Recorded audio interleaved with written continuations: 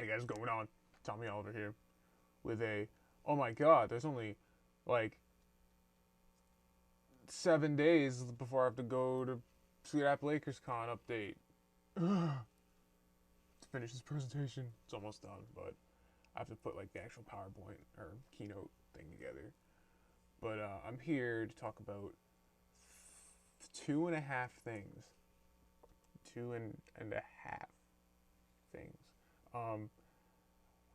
Bronycon update, monetary update, and Equestria Girls, since everybody wants to know about Equestria Girls. So let's start at the beginning, so I have to make you wait for Equestria Girls. Bronycon is probably back on. I'm pretty sure that I got enough monies to make it work. It's still going to be really tight, especially because of other monetary things that I'll be getting into in a second. But for now, it seems like it'll be okay. I should still be able to do it. And that's thanks to you guys. A lot of people who bought some stuff, and despite my reservations, some people still did donate, and that means a lot. So thank you. That is very helpful. That probably was what is going to make Bronycon still possible, is people who donated even though they had no reason to. So that's pretty cool. Kind of segueing into Monies stuff from Bronycon is I'm still looking for work. I'm still trying to get all that squared away. Right now, the two things I'm focusing on is trying to get unemployment while I look for work.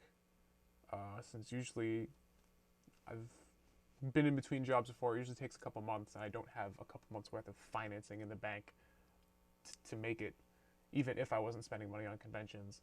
So I need to kind of have something in the meantime to kind of keep me afloat until then.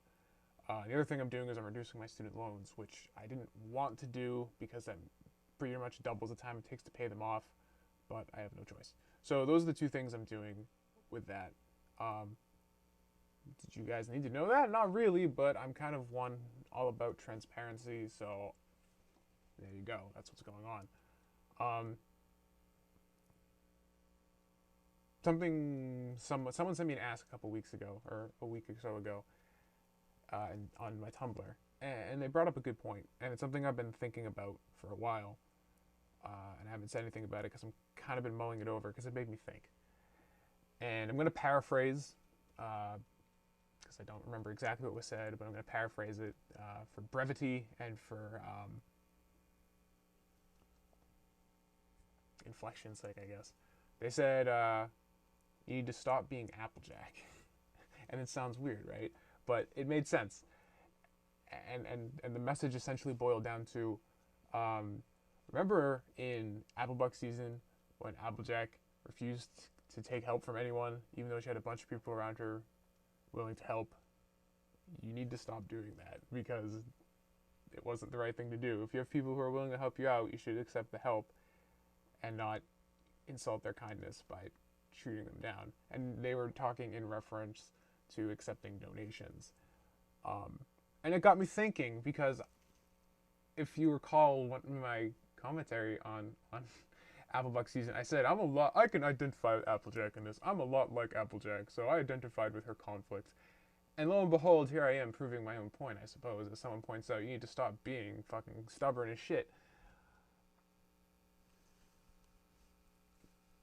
You got me. Sorry, I can't really fucking shoot that point down. That's sound logic. You caught me.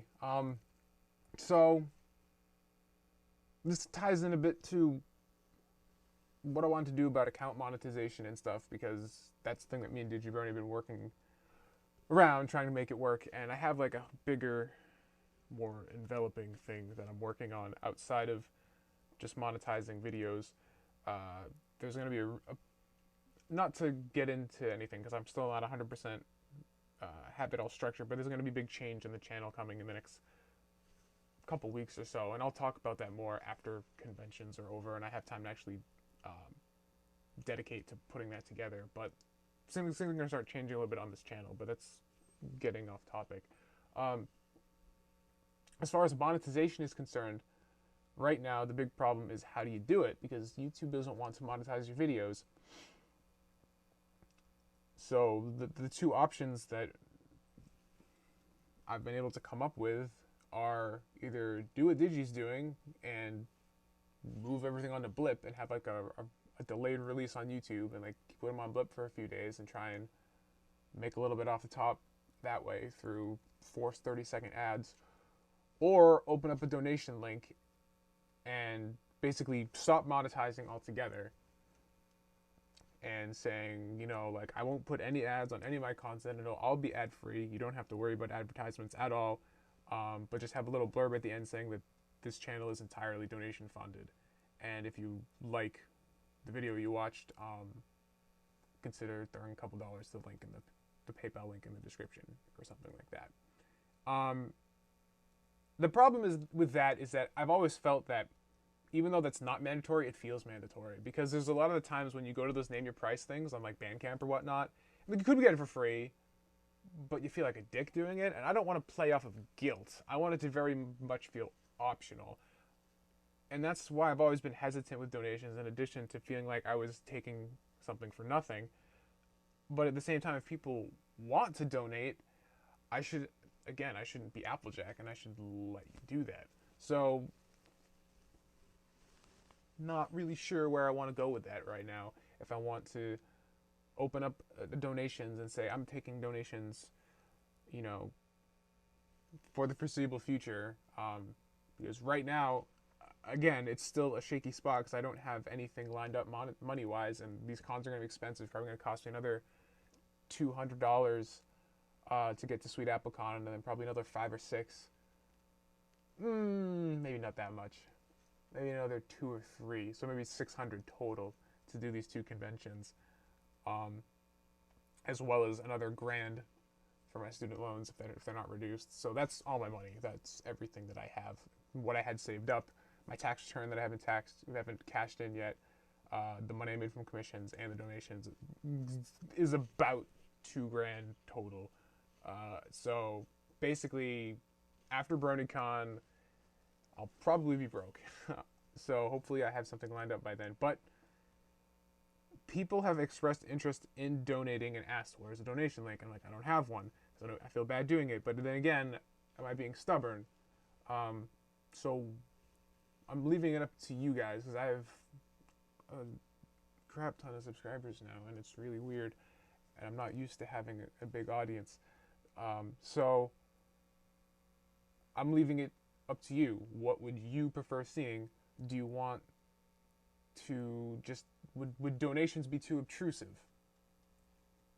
Or would you prefer doing something where I put them on a video on Blip, I put an announcement video on here, then 3 days later I take down the announcement video and sub it in with the video that was on Blip and put it on YouTube? I don't like that concept because A, you're watching these obtrusive as fuck ads because you have to watch them. It's 30 seconds. And if you ad block them, it's a 90-second staring at a blank screen telling you should watch these ads. So you can't get around it. And it's also splintering where my content is, because then you have to go to Blip. But then I'd probably have to do something like Digi did, because the comment system on there is terrible. So you'd probably have to embed it on a blog. So I have to make a blog too, which that's fine, I can do. But again, it's splintering between, here's one platform hosting video content, here's another platform where you comment, but here's another platform that you're already at that you can comment on later if you don't feel like it. And it's just, it's getting too fractured, and if nothing else, my OCD would like drive me crazy on that. So that's why I'm asking you guys. I guess, thinking logically, based on that Tumblr ask, donations aren't as bad as I was making them out to be. The problem is, I don't want to make it feel forced. Like, I don't want to be like, please give me money, because that's not what I'm trying to do. I'm saying, if you want to, I'm giving you the opportunity, but you have no obligation. Because as much as I'd like to make a living off of YouTube, or make a living off of making content, whether it's on YouTube or all the other art and writing and stuff that I do, it's still the internet. And the internet is very much like, everything is kind of free. You know, that's just the culture that's evolved around it, is that you don't really expect to pay for anything online, and I don't want to attach that even subconsciously. So my monitor just turned off, so if the lighting just changed on this video, that's why. I have a big ass monitor. So that.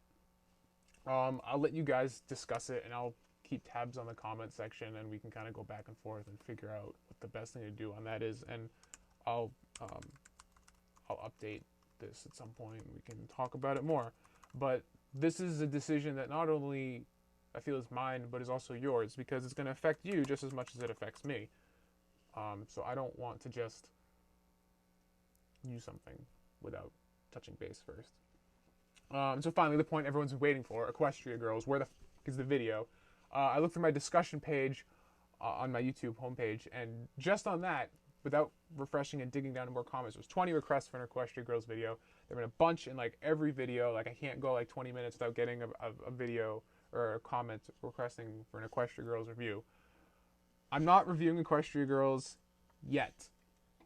And the reason I'm not is twofold. Number one, there is no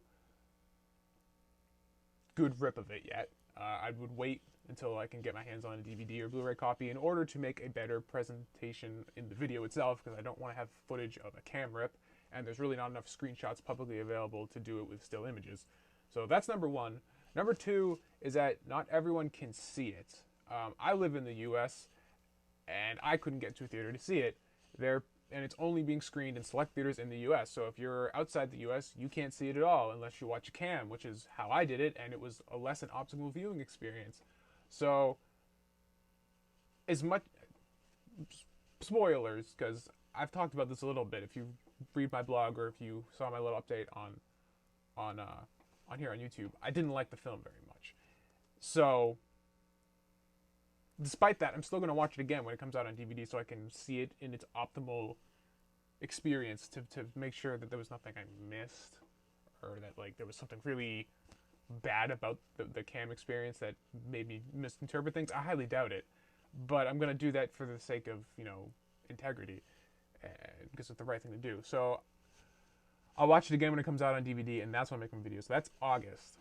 I know it's a long time, but it's going to be more accessible then, and I don't want to make a video where not everyone's able to see it, because then it's spoilers. Like, well, do I watch it? But maybe don't. And then people who don't watch it will just forget about it, because you're not going to remember 2 months down the line to dig back into my history and watch that video.